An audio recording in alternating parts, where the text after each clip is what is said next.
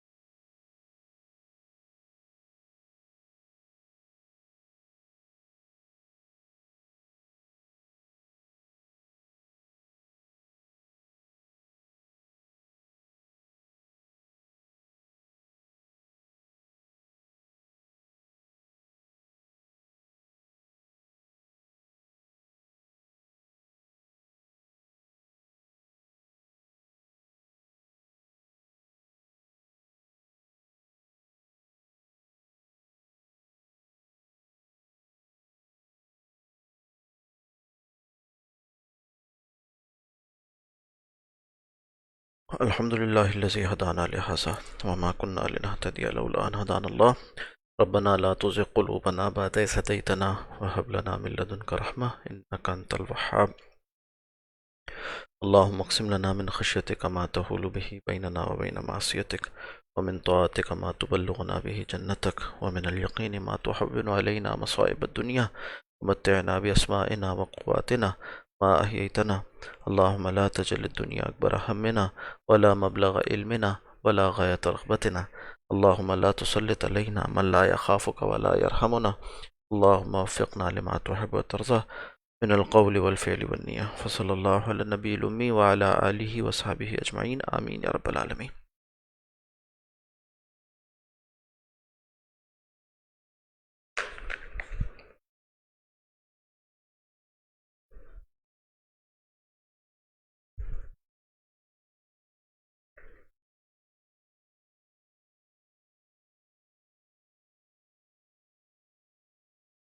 احمد حمدا يبلغ رضاه وصلى الله على اشرف مجتباه وعلى من صاحبه ووالاه اما بعد۔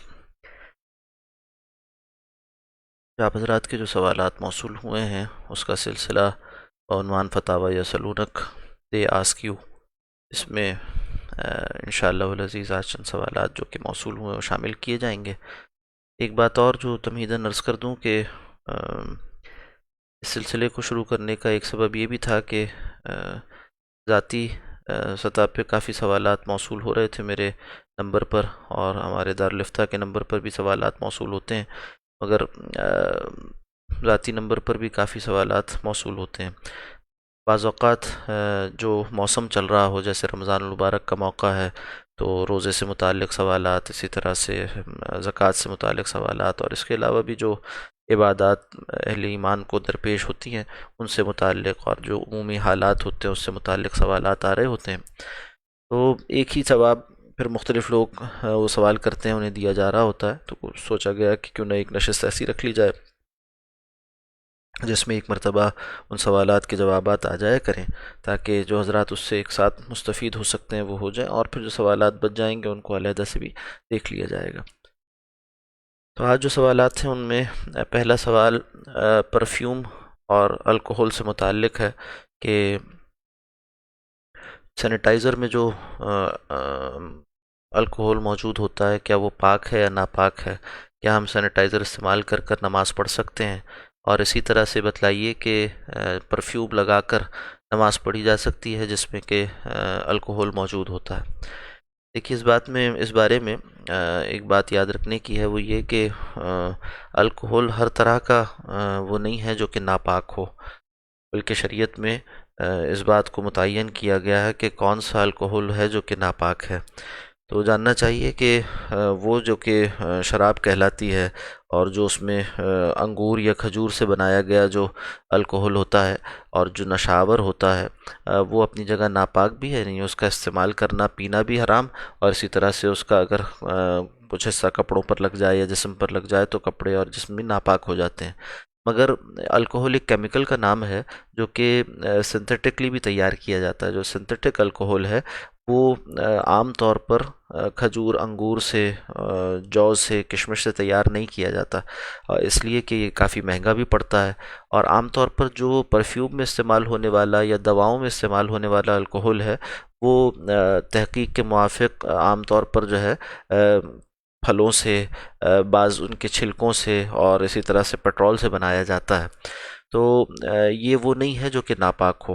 چنانچہ اس کا استعمال اس حکم میں نہیں ہے،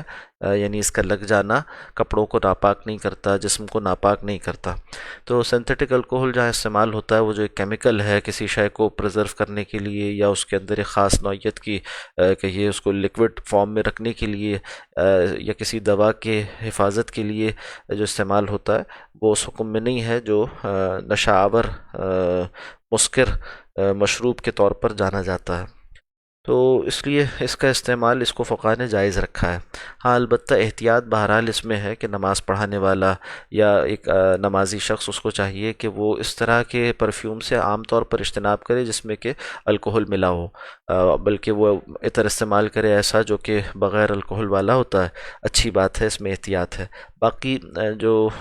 سینیٹائزر استعمال کیا جاتا ہے، سینیٹائزر میں عام طور پر چونکہ الکوہل ایسا ہوتا ہی نہیں جو کہ ان قسموں سے متعلق ہو جو کہ ناپاک ہیں، تو اس لیے اس کے استعمال میں انشاءاللہ کوئی حرج نہیں ہے۔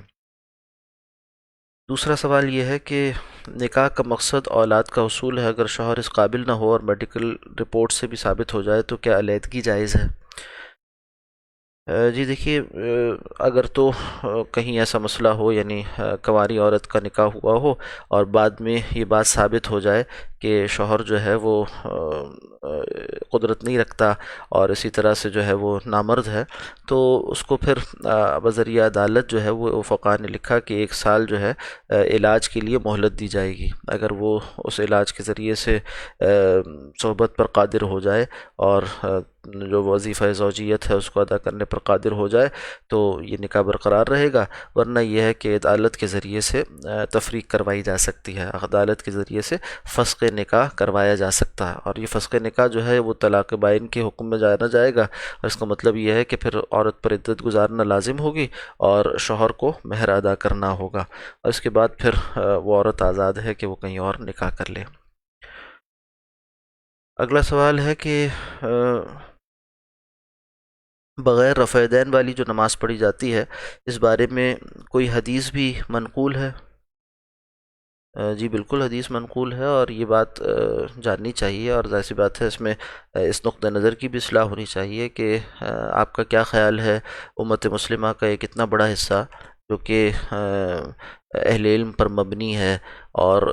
امت مسلمہ میں علم کی ایک روایت کا حامل ہے، کیا وہ بغیر کسی دلیل کے اپنی نمازوں کو خراب کرے گا، نمازوں کو اس طرح ادا کرے گا کہ ان کے پاس اس کی کوئی دلیل نہیں ہوگی؟ تو عقل عام بھی اس بات کو ماننے کے لیے تیار نہیں ہوتی، اور الحمدللہ یہ حسن زن تمام مسالک والوں کو دوسروں کے بارے میں باقی رکھنا چاہیے کہ وہ اگر کوئی طریقہ اختیار کیے ہوئے ہیں، جو علماء ہیں، فقہاء ہیں، محدثین ہیں، مفسرین ہیں، تو ان کے پاس اس کی دلیل ہوگی۔ اور امت مسلمہ میں الحمدللہ کوئی بھی بات بلا دلیل، یعنی قرآن و سنت سے اپنے استدلال کے بغیر، اور یہ استدلال ضروری نہیں کہ ہر ایک کی سمجھ میں آ جائے، مگر بہرحال اہل علم کے لیے وہ استدلال قابل فہم ہوتا ہے، اس استدلال علمی کے بغیر کوئی شے پنپ نہیں سکتی، کوئی شے باقی نہیں رہتی۔ تو یہ جو مسالک معتبر مسالک ہیں، جن کا جس طرح ذکر پہلے بھی آ گیا تھا کہ جو فقہ معتبر کہلاتی ہیں، چار فقہ ہیں جو امت مسلمہ میں اہل السنہ والجماعہ میں رائج ہیں: فقہ حنفی، فقہ شافعی، فقہ مالکی، فقہ حنبلی۔ تو یہ سب قرآن و سنت سے مزین ہیں، ان سب کے پاس اپنے اصول و فروع کے لیے دلائل شرعیہ موجود ہیں۔ تو یہ حسن زن ہر ایک کے بارے میں رکھنا چاہیے، اور یہ غلط فہمی کا شکار نہیں ہونا چاہیے کہ سامنے والے کے پاس کوئی دلیل نہیں ہوگی۔ اسی طرح سے جہاں تک تعلق ہے نماز کا، تو اس میں جاننا چاہیے کہ دونوں طرح سے روایات حدیث منقول ہیں۔ بعض روایات حدیث وہ ہیں جس میں کہ نبی اکرم صلی اللہ علیہ وسلم سے صحابہ اکرام یوں نقل کرتے ہیں کہ ہم نے نماز پڑھی اور اس میں رفع دین کیا گیا۔ رفع دین سے مراد یہاں کون سا رفع دین ہے؟ جو کہ رکوع سے پہلے اور رکوع کے بعد کیا جاتا ہے۔ اور دیگر صحابہ سے ایسی روایات بھی منقول ہیں جن میں کہ نبی اکرم صلی اللہ علیہ وسلم کے ساتھ انہوں نے نماز پڑھی اور اس میں انہوں نے رفع دین نقل نہیں کیا کہ آپ صلی اللہ علیہ وسلم نے رفع دین کیا ہو، اس بات کو نقل نہیں کیا۔ مثال کے طور پر ایک دو روایات میں ذکر کر دیتا ہوں، تو یہ دونوں ہی منقول ہیں، اور کوئی بھی امت میں ایسا فقیہ نہیں گزرا جس نے یہ انکار کیا ہو کہ دوسری طرح کی روایت موجود نہیں ہے۔ مثال کے طور پر شوافع کے نزدیک رفع دین کے بغیر نماز،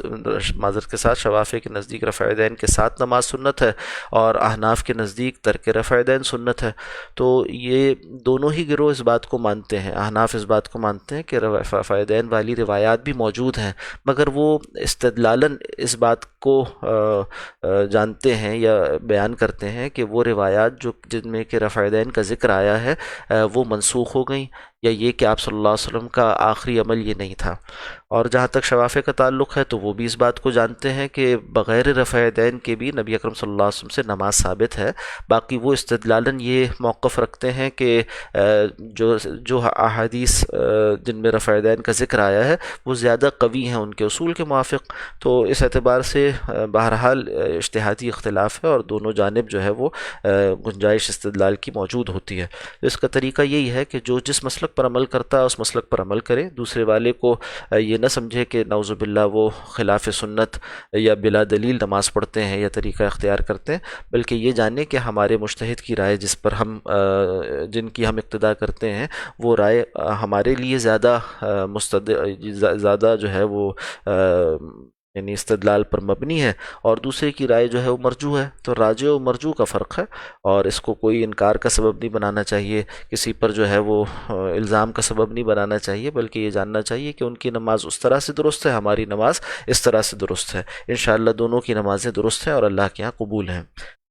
جہاں تک تعلق ہے روایت حدیث کا، تو حضرت مشہور روایت جو ترک رفع دین کی منقول ہے وہ سنن ترمذی کی کتاب الصلاۃ میں ذکر ہوئی ہے۔ حضرت عبداللہ ابن مسعود رضی اللہ تعالیٰ عنہ راوی ہیں، اور ان سے روایت کرتے ہیں حضرت علقمہ، کہتے ہیں کہ حضرت عبداللہ ابن مسعود نے ایک روز ہم سے فرمایا کہ کیا میں تم کو رسول اللہ صلی اللہ علیہ وسلم کی نماز پڑھاؤں؟ پھر آپ نے یعنی حضرت عبداللہ ابن مسعود رضی اللہ تعالیٰ عنہ نماز پڑھائی، بس پہلی مرتبہ کے سوا رفع دین نہیں کیا۔ آپ نے پہلی مرتبہ رفع دین کیا، یعنی اللہ اکبر کہہ کر جو نیت باندھتے ہیں اس موقع پر، فصلی فلم یرفع یدیہ الا فی اول مرہ، تو پہلی مرتبہ رفع دین کیا، اس کے بعد یعنی رکوع سے پہلے اور رکوع کے بعد رفع دین نہیں کیا۔ اسی طرح سے دوسری روایت جو ہے وہ شرح معنی الاثار کی ہے، امام طحاوی رحمۃ اللہ علیہ اس کو لے کر آئے ہیں، اور اس میں بھی اسی بات کا ذکر ہے دوسرے انداز میں کہ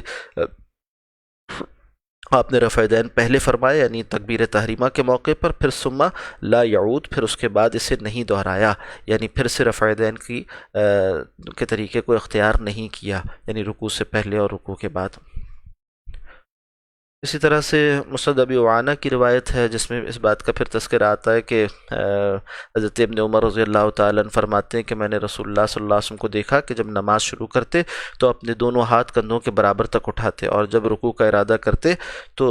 ہاتھ نہ اٹھاتے، اور سجدوں کے درمیان بھی ہاتھ نہیں اٹھایا کرتے تھے۔ تو جاننا چاہیے کہ صحابہ کرام رضوان اللہ تعالیٰ علیہ مجمعین کے زمانے سے اس مسئلے میں دو آراء چلی آ رہی ہیں، اور بعد میں انہی روایات حدیث کو دیکھتے ہوئے فقہا کے نزدیک بھی یہ دو آراء ہو گئیں، ایک کے نزدیک ترک رفع یدین سنت ہے اور ایک کے نزدیک رفع یدین سنت ہے۔ تو جو جس امام کی اقتداء میں ہے، جو فقہ حنفی پر عمل کرتے ہیں، جیسے کہ بر صغیر پاک و ہند میں فقہ حنفی ہی رائج ہے، تو یہاں کے رہنے والوں کو فقہ حنفی کے موافق عمل کا اختیار کرنا چاہیے، اور جو فقہ شافعی پر عمل کرتے ہیں انہیں چاہیے کہ نماز میں رفع یدین کو اختیار کر لیا کریں۔ اگلا سوال یہ ہے کہ حدیث میں آیا ہے کہ لا تتمنوا لقاء العدو وَإِذَا لَقِيتُمْ فَاصْبِرُوا، اور دوسری روایت میں فرمایا کہ من مات ولم یغزو ولم یحدث به نفسہ مات علی شعبۃ من نفاق۔ تو یہ دو احادیث میں سے ایک حدیث کے مطابق جہاد نہ کرنے یا کم از کم اس کی خواہش کا دل میں نہ ہونا، اسے نفاق کی حالت میں موت کے مترادف قرار دیا گیا، جبکہ دوسری حدیث میں دشمن سے مقابلے کی خواہش کی نفی وارد ہوئی ہے۔ ان احادیث کے مابین بظاہر تعارض معلوم ہوتا ہے۔ جناب یہ دونوں روایات حدیث جو ہے وہ پہلی روایت جو لا تتمنوا لقاء العدو یہ بخاری شریف میں نقل ہوئی ہے کتاب الجہاد میں، اور دوسری روایت جو ہے وہ مسلم شریف کی ہے کتاب الامارہ میں۔ اس میں تضاد نہیں ہے، دونوں باتوں کو اگر سامنے رکھا جائے اور مکمل، خاص طور پہ پہلی روایت اگر مکمل سامنے ہو تو کوئی تضاد نہیں ہے۔ وہ کیا ہے؟ آپ صلی اللہ علیہ وسلم کا فرمان ہے کہ لا تتمنوا لقاء العدو، دیکھو اے مسلمانوں، دشمنوں سے مٹ بھیڑ کی تمنا نہ کیا کرو۔ مگر یہیں تک بات مکمل نہیں ہوئی، بلکہ اس کے آگے اور بھی آپ نے فرمایا، وہ اس طرح سے ہے کہ وَاسْأَلُوا اللَّهَ الْعَافِيَةَ، اور دیکھو اللہ سے عافیت طلب کیا کرو۔ فَإِذَا لَقِيتُمْ، بس اگر تمہاری مٹ بھیڑ ہو ہی جائے، یعنی میدان جہاد سج جائے، میدان قتال سج جائے اور تمہارے سامنے لشکر آ ہی جائے، فَاصْبِرُوا، تو اب دیکھو ثابت قدم رہو، وَاعْلَمُوا، اور جان رکھو، أَنَّ الْجَنَّةَ تَحْتَ ظِلَالِ السُّيُوفِ، کہ اب جنت تلواروں کے سائے تلے ہے۔ یہاں بھی یہ بات فرمائی جا رہی ہے، ظاہر سی بات ہے اس روایت میں کوئی جہاد کی نفی نہیں ہوئی، بلکہ ایک عمومی ہدایت دی جا رہی ہے۔ وہ کیا ہے کہ اللہ سے انسان کو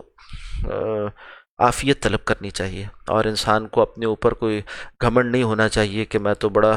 سورما ہوں، اور میں تو بڑا تیر انداز ہوں، اور میں تو بڑا ترم خان ہوں، بلکہ یہ ہونا چاہیے کہ وہ ڈرتا رہے۔ اسے نہیں معلوم کہ آنے والی آزمائش میں، آنے والے حالات میں وہ ثابت قدم رہ سکے گا یا نہیں۔ ثابت قدمی تو اللہ کی توفیق ہی سے ہوا کرتی ہے، تو انسان کو جری نہیں ہونا چاہیے، بلکہ اللہ کے حضور اسے منکسر المزاج، اللہ کے حضور اسے عاجزی اور فروتنی اختیار کرنی چاہیے اور عافیت طلب کرنی چاہیے۔ ہاں اگر حالات یہاں تک پہنچ جائیں اور اللہ کو یوں ہی منظور ہو کہ اہل ایمان کی اس طرح آزمائش ہو جائے، تو اس موقع پر پھر فرمایا کہ دیکھو اب ڈٹے رہو اور جان رکھو کہ جنت تلواروں کے سائے تلے ہے۔ تو میدان قتال میں پھر بندہ مومن کے لیے پیٹھ دکھا کر بھاگ جانا اور وہاں سے فرار کی راہ اختیار کرنا، یہ گناہ کبیرہ میں سے ہے، بڑے گناہوں میں سے شمار کیا گیا۔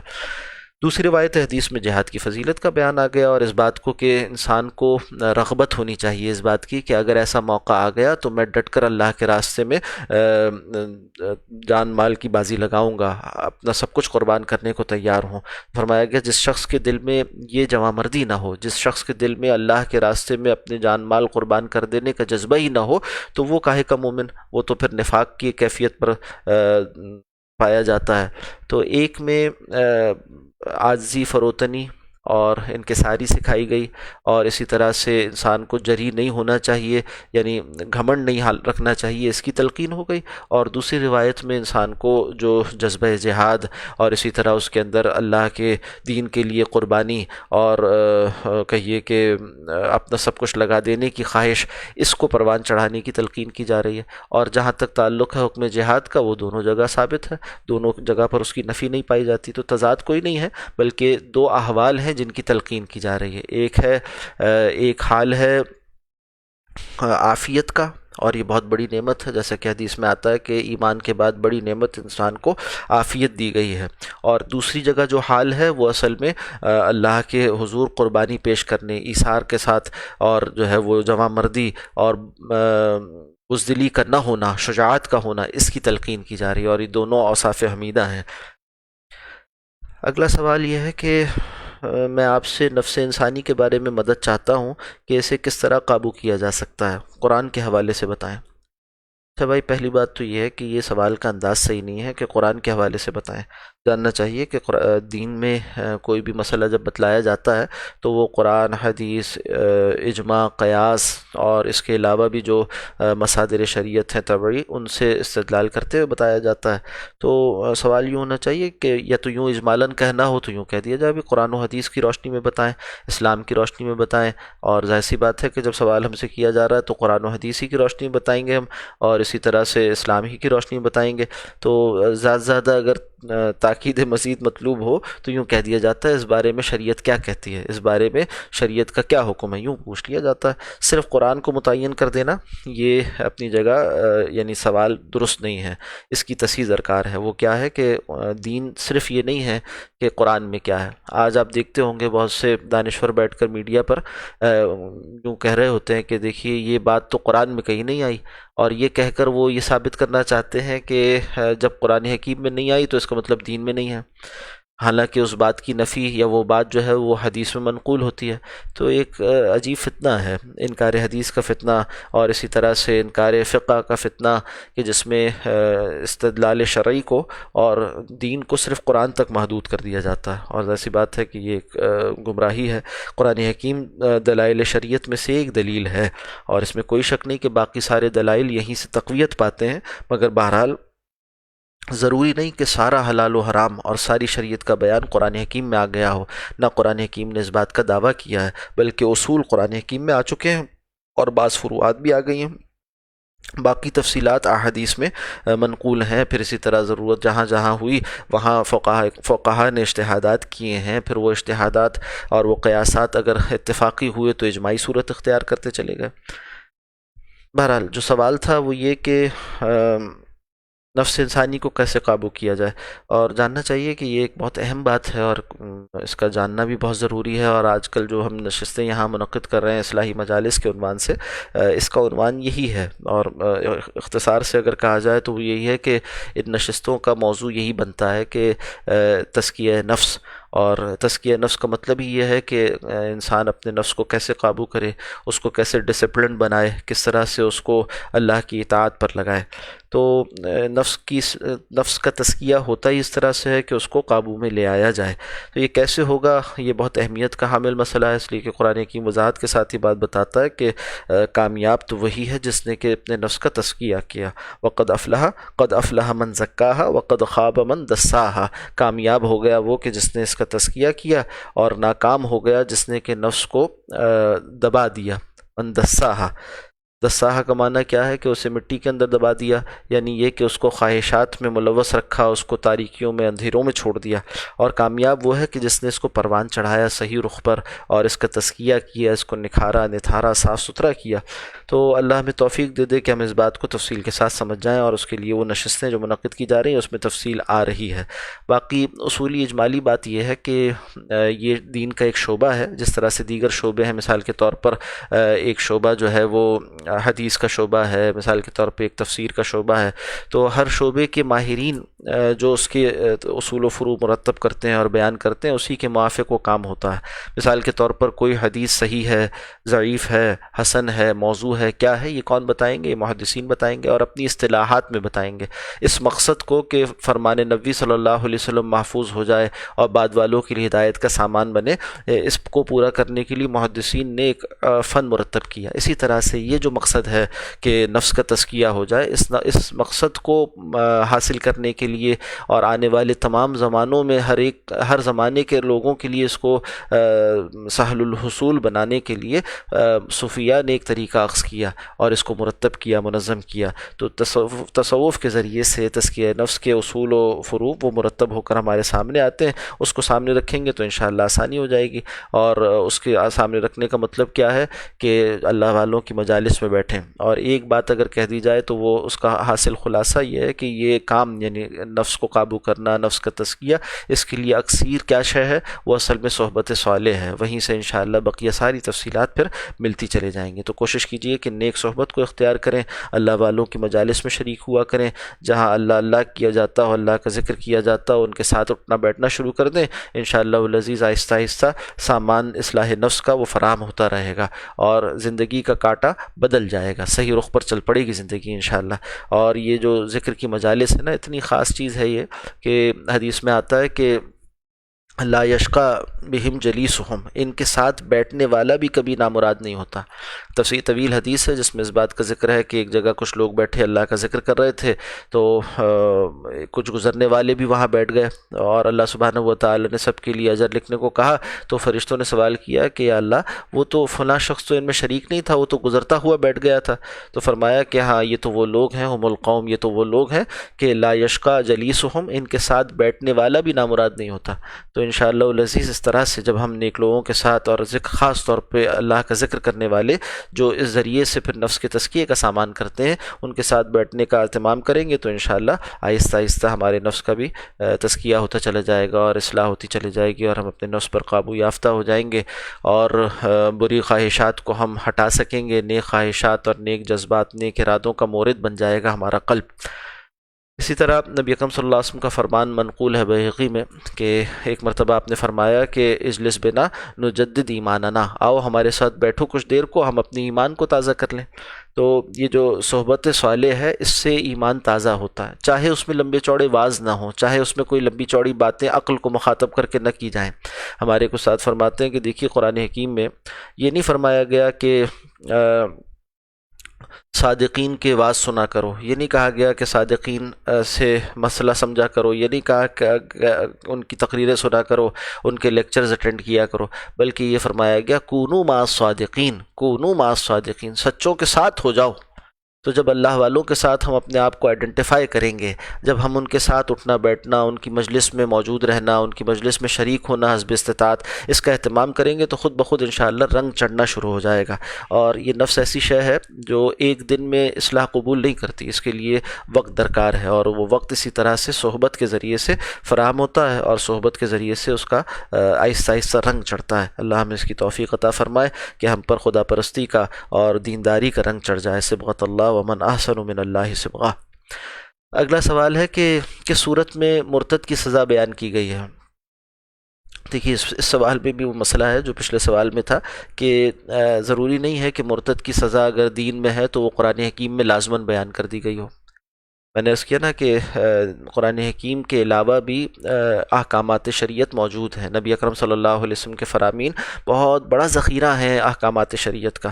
تو مرتد کی سزا دین میں ہے، یہ بالکل ہے، مگر ضروری نہیں ہے کہ وہ قرآن میں بھی بیان کر دی گئی ہو۔ ہاں البتہ بعض مفسرین نے سورہ بقرہ کی جو آیت ہے بنی اسرائیل کے واقعے سے متعلق، وہاں جو ذکر آیا فَاقْتُلُوا أَنفُسَكُمْ، اس سے بھی استدلال کیا ہے، اور فرمایا کہ یہ شرائع سابقہ بن نظیر ہے اس بات کی جو حکم رسول اللہ صلی اللہ علیہ وسلم کی شریعت میں دیا گیا۔ ہاں باقی یہ حکم وضاحت کے ساتھ بخاری شریف میں ذکر ہوا ہے، اور کتاب الحدود میں بخاری شریف کی روایت موجود ہے کہ من بدل دینہ فاقتلوہ، جو شخص اپنا دین بدل دے اس کو قتل کر دو۔ من بدل دینہ، جو شخص اپنا دین بدل دے، فقتلو، تو اسے قتل کر دو۔ تو یہ حکم ریاست سے متعلق ہے، یہ بھی واضح رہنا چاہیے کہ جو سلطان شرعی ہے اس کے پاس، قاضی شرع کے پاس یہ اختیار ہے کہ وہ تحقیق کر کر دیکھے گا کہ واقعتاً یہ شخص مرتد ہو گیا نہیں ہوا، اور جب اس پر وہ مرتد کا حکم لگائے گا تو بعض مرتدین وہ ہوتے ہیں کہ جن کو توبہ کی مہلت دی جاتی ہے تو ان کو توبہ کی مہلت دے گا، اور اگر وہ ایسے مقدمے میں مرتد ہوا ہے کہ جس میں توبہ کی مہلت نہیں دی جاتی شرعاً، تو پھر اس پر حکم قتل جو ہے وہ جاری کروائے گا، اور جہاں توبہ کی مہلت ہوتی ہے وہاں اگر وہ توبہ نہیں کرتا اور اڑا رہتا ہے اپنے ارتداد پر، تو پھر اس کے لیے بھی حکم قتل ہے، تو وہ جاری کیا جاتا ہے۔ اسی طرح سے اور اس کے بہت سے، یعنی ان حدود میں بعض اوقات جو شبہات ہیں وہ اس میں مانع ہوتے ہیں سزا میں، اسی طرح سے اور بہت سے اسباب ہیں۔ تو اصولی بات یہ جان لیجئے کہ یہ حکم احادیث صحیحہ سے ثابت ہے، اور شریعت کے ثابت احکام میں سے ہے کہ مرتد کی سزا قتل ہے۔ اب اس کی حکمتیں بہت تفصیلی ہیں، وہ تفصیلی کتابوں میں علماء نے بیان کی ہیں، وہاں سے فائدہ اٹھا لیجئے۔ جی اگلا سوال ہے کہ روزے کے لیے مانع حیض ادویہ کا استعمال کیا جائز ہے؟ خاتون کہتی ہیں کہ کیا عورتیں رمضان کے دوران ماہواری کو روکنے کے لیے دواؤں کا استعمال کر سکتی ہیں؟ جیسے دوران حج یا عمرہ کیا جاتا ہے، اللہ کے نزدیک پسندیدہ عمل کون سا ہوگا کہ دوائیں لے کر رمضان میں تعداد پوری کر لیں یا بعد میں پوری کر لی جائے؟ دیکھیے اللہ کے نزدیک تو وہی عمل درست ہے جو فطری ساخت کے موافق ہے۔ اللہ سبحانہ و تعالیٰ نے خواتین کو اسی طرح بنایا ہے، ان کی فطری اور خلقی ساخت ایسی بنائی ہے کہ ہر مہینے کچھ ایام ان پر ایسے گزرتے ہیں جس میں کہ ان کو بعض عبادات سے روک دیا جاتا ہے۔ تو جب اللہ نے اس طرح سے بنایا ہے اور فطری ساخت بنائی ہے یوں سے اسی طرح سے، تو وہ جانتا ہے اس بات کو، اور شریعت بھی اسی نے نازل کی ہے۔ الا یعلم من خلق، کیا وہ نہ جانے کہ جس نے تخلیق کیا ہے؟ تو حج کا معاملہ وہاں پر بھی یہ کوئی لازمی بات نہیں ہے کہ ادویات کا استعمال کر کر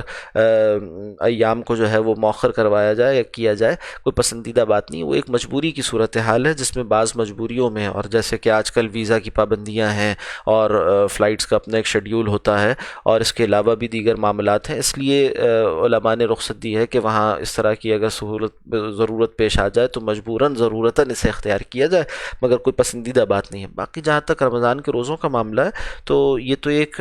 ہمیشہ سے چلے آنے والا معاملہ ہے، اس میں کوئی نئی صورت تو پیش نہیں آ گئی، اور ان دواؤں کا استعمال بعض اوقات زیادہ مضر ہو جاتا ہے۔ ان دواؤں کے استعمال سے جو یعنی صلاحیت تولید ہے اس کو نقصان پہنچتا ہے، یا اس کے علاوہ اور جو فطری سائیکل ہے خاتون کا وہ خراب ہوتا ہے، تو اس سے اجتناب کرنا چاہیے۔ دوا تو بقدر ضرورت ہوتی ہے، بموقع ضرورت ہوتی ہے، تو یہاں کوئی اس کے استعمال کی ضرورت نہیں ہے۔ جو ایام ایسے آئیں ان میں روزے چھوڑنے کا حکم شریعت نے دیا ہے کہ روزے نہ رکھے جائیں، بعد کے ایام میں اس کی قضا کر لی جائے۔ حضرت عائشہ صدیقہ رضی اللہ تعالی عنہا فرماتی ہیں کہ ہمیں نبی اکرم صلی اللہ علیہ وسلم کے زمانے میں، یعنی اسلام کا جو حکم دیا گیا وہ یہ دیا گیا کہ ہم اپنے ایام ماہواری کی نمازوں کی قضا تو نہ کریں مگر روزوں کی قضا کریں۔ تو شریعت نے اس کے لیے کوئی یعنی مجبوراً یہ حکم نہیں دیا، بلکہ اصلاً یہی حکم خواتین کے لیے رکھا ہے کہ وہ ان ایام میں روزے چھوڑ دیں جبکہ وہ ایام ماہواری سے ہوں، اور بعد کے ایام میں ان روزوں کی قضا کر لیں۔ تو حاصل یہ ہوا کہ دواؤں سے اجتناب کیا جائے اس مسئلے میں۔ اگلا سوال جو ہم آخری لیں گے آج کی نشست میں وہ یہ ہے کہ میں آپ سے پوچھنا چاہتا ہوں کہ آیا ٹیلی فون اور اس طرح انٹرنیٹ ذرائع سے نکاح منعقد ہو جاتا ہے یا نہیں؟ تفصیلی جواب درکار ہے۔ یہ تفصیلی جواب کے لیے دارالفتہ سے رجوع کریں تو انشاءاللہ وہاں سے انشاءاللہ تحریری جواب آپ کو دیا جائے گا تفصیلی۔ باقی اصولی بات ایک عرض کر دیتا ہوں، وہ یہ ہے کہ عام طور پر سمجھا جاتا ہے کہ شاید ٹیلی فون پر نکاح منعقد ہوتا ہے یا اسکائپ پر یا آن لائن کسی اس طرح کی سہولت پر نکاح ہو جاتا ہے، یہ بات صحیح نہیں ہے۔ اور یہ مشہور ہو گئی یہ بات کہ آن لائن نکاح ہو گیا۔ جناب آن لائن نکاح نہیں ہوتا، نکاح کے لیے تمام فقہا کے نزدیک ایک شرط ہے، وہ یہ ہے کہ ایک ہی مجلس میں عاقدین موجود ہوں۔ عاقدین سے مراد کیا؟ ایجاب و قبول کرنے والے ایک ہی مجلس میں موجود ہوں۔ اور یہ ایک ہی مجلس کا مطلب کیا ہے؟ یہ آن لائن مجلس اصلاً مجلس نہیں ہے، یہ تو ایک رابطے کا ذریعہ ہے، بلکہ جبکہ حقیقی مجلس وہ ہوتی ہے جہاں دونوں افراد ایک ہی جگہ فزیکلی موجود ہوں۔ تو عاقدین کا، ایجاب و قبول کرنے والوں کا ایک جگہ موجود ہونا شرط ہے نکاح کے لیے۔ یہ اقرار کریں گے بے حضور شاہدین، دو گواہوں کی موجودگی میں، فی مجلس واحد، ایک مجلس میں، تب جا کر نکاح منعقد ہوگا ایجاب و قبول کے ساتھ۔ تو اچھا اب کیا کیا جائے؟ مثال کے طور پر لڑکا باہر ہے اور لڑکی یہاں پاکستان میں موجود ہے، اور نکاح کر کر پھر اس کے بعد لے کر جانا ہے، تو نکاح باہر جب وہ وہاں موجود ہے تبھی کرنا چاہتے ہیں تاکہ کاغذات بنائے جائیں، تو اس کا حل شریعت میں یہ ہے کہ آن لائن نکاح تو نہیں ہو سکتا، ہاں البتہ آن لائن وکالت ہو سکتی ہے۔ تو لڑکا یہ کرے گا کہ اپنا وکیل بنا دے گا یہاں پاکستان میں کسی کو، مثال کے طور پر اپنے بھائی کو یا اپنے والد کو وکیل بنا دے کہ فلاں بنت فلاں سے آپ میرا نکاح پڑھا دیجئے، اور یہ آن لائن ہو جائے وکالت۔ جس طرح سے آپ دیکھتے ہیں کہ مجلس نکاح میں خاتون موجود نہیں ہوتی، خاتون تو پردے میں موجود ہوتی ہیں دلہن، اور وہاں سے ایک خاتون کا وکیل یعنی دلہن کا وکیل اور دو گواہ آتے ہیں، اور ان کی وکالت اور گواہی کی بنیاد پر قاضی صاحب نکاح پڑھاتے ہیں۔ اسی طرح یہاں سمجھ لیجئے کہ لڑکا بھی کہیں اور موجود ہے، لڑکی بھی کہیں اور موجود ہے، تو اب دونوں کے وکیل ہوں گے۔ جس طرح سے لڑکی کا وکیل ہوتا ہے اسی طرح لڑکے کا وکیل ہوگا۔ لڑکے کا وکیل اس کے ساتھ دو گواہ ہوں گے جو یہ بتلائیں گے کہ ہاں واقعتاً فلاں ابن فلاں نے فلاں صاحب کو اپنی نکاح کا وکیل بنایا ہے. اور پھر اسی طرح لڑکی کے وکیل یعنی خاتون کے وکیل دلہن کے وکیل ہوں گے، ان کے ساتھ 2 گواہ ہوں گے اور وہ یہ بتائیں گے کہ ہاں یہ صاحب جو ہیں ان کو خاتون نے یہ اجازت دی ہے کہ فلاں ابن فلاں سے ان کا نکاح پڑھا دیا جائے. اب قاضی صاحب جو ہے نا ان دونوں کے مابین ایجاب و قبول کروائیں گے. جس طرح لڑکا قبولتا ہے مجلس میں، اب یہاں پر اس کے وکیل اس کی طرف سے قبول لیں گے، کہیں گے کہ فلاں بنت فلاں کو میں نے اتنے مہر کے ساتھ آپ کے نکاح میں دیا، اور وہ جو لڑکے کے وکیل ہیں وہ کہیں گے ہاں میں نے فلاں ابن فلاں کی طرف سے قبول کیا، اور اس طرح سے نکاح منعقد ہو جائے گا. تو یہ نکاح آن لائن نہیں ہوا، اصلا نکاح اسی مجلس میں ہوا. باقی وکالت چاہے اسکائپ پر کر لیں، چاہے فون کال پر کر لیں، چاہے کسی اور آن لائن سہولت کے ذریعے سے وکالت منعقد کر لیں. یہ ہے جناب اس کا صحیح طریقہ، تو اس کو جاننا چاہیے. اور اس کا حاصل یہ ہے کہ یہ کسی بھی مستند عالم مفتی سے نکاح پڑھوایا جائے تو وہ سارے مسائل کا لحاظ کرتے ہوئے ایسے نکاح جو دور دراز کے بیٹھے افراد کے مابین ہو رہے ہوتے ہیں ان کے شرعی تقاضوں کو پورا کرتے ہوئے انشاءاللہ منعقد کروا دیں گے.